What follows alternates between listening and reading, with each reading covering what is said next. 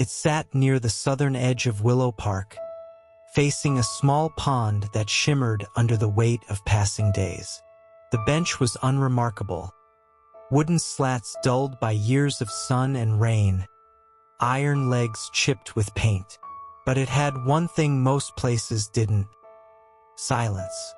Every morning, commuters rushed past, earbuds in, coffee in hand.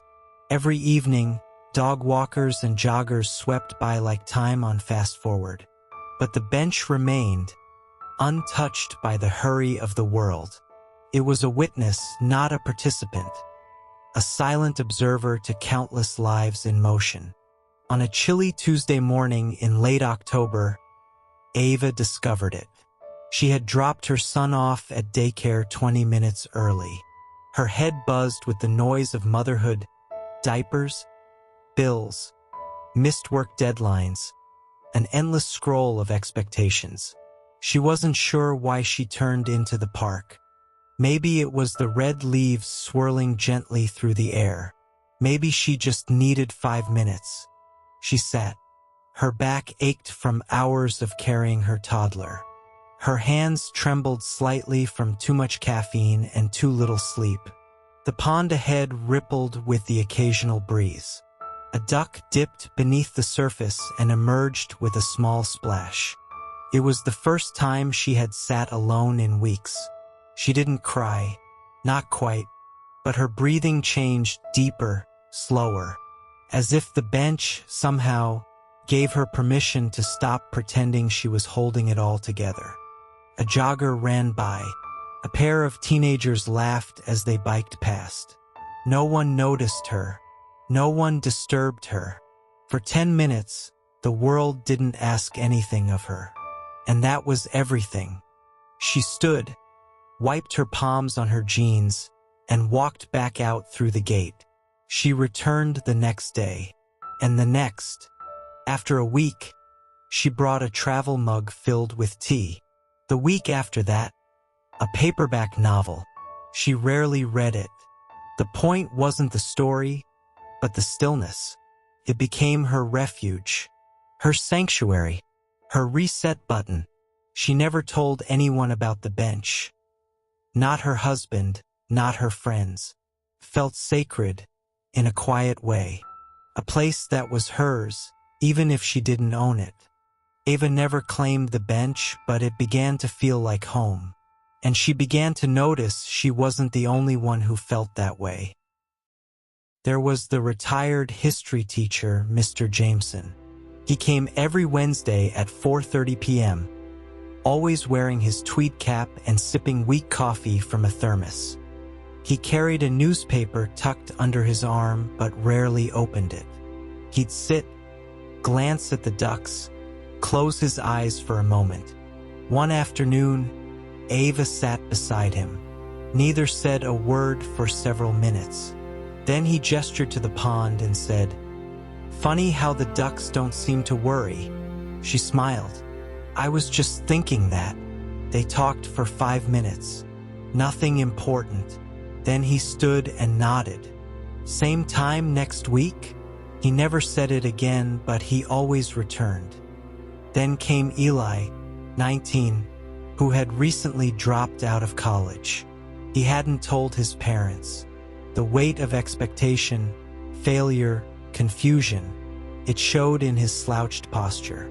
He'd sit on the bench, sketchpad in lap, headphones in but no music playing. One evening, Ava walked by while he sat there, his eyes red-rimmed. She didn't ask questions. She just left a packet of tissues on the bench when she walked away. He never looked up. The next day, a simple message appeared on the bench slat, written in pencil, "Thanks. Soon." A small notebook appeared beneath the bench inside a rusted metal tin. No one claimed ownership. On its cover, in neat handwriting, it read, "For words you can't say out loud." Someone wrote, "I miss her more in silence than I ever did in noise." Another, "Am I failing or just lost?" Ava added her own, This is the first place I feel like myself again. The notebook filled slowly, each page a confession, a whisper shared without the burden of response. Others began to contribute. A woman grieving a miscarriage. A man recently laid off who hadn't told his family. A teenager unsure about who they were. Sometimes people sat on the bench and just read the notebook. Sometimes they added to it. Sometimes they just rested a hand on the tin before walking away. The bench had become more than wood and iron. It had become a keeper of untold stories, a confessional without judgment, a place for quiet release. One December afternoon, the bench was dusted with frost. Most trees had surrendered their leaves. The sky hung low, threatening snow. A man arrived, mid-30s, leather gloves, scarf pulled high. He sat slowly, as if unsure whether he belonged. He looked around, at the water, the trees, the trail, and sighed. Deep, waited. He pulled out the notebook tin, thumbed through several pages, then took out a pen and wrote slowly. Then he placed a folded note on the bench and left. Hours later, Ava arrived. She noticed the paper fluttering in the wind, anchored by a small stone. She read, "To whoever finds this, I almost gave up today. I came here because my sister used to sit here. She died last spring. I never understood why she loved this place so much. She always said it was where the world got quiet. I never understood until now. This bench feels like her. It's quiet. It listens. If you're hurting, I hope you stay. One more day, one more hour, just long enough for the ache to ease. Someone out there needs your story, and someone else is hurting too. Thank you for keeping the bench warm." Ava read it twice, then folded it neatly and placed it into the notebook. The next week, something new appeared. The park district had installed a small bronze plaque on the backrest of the bench.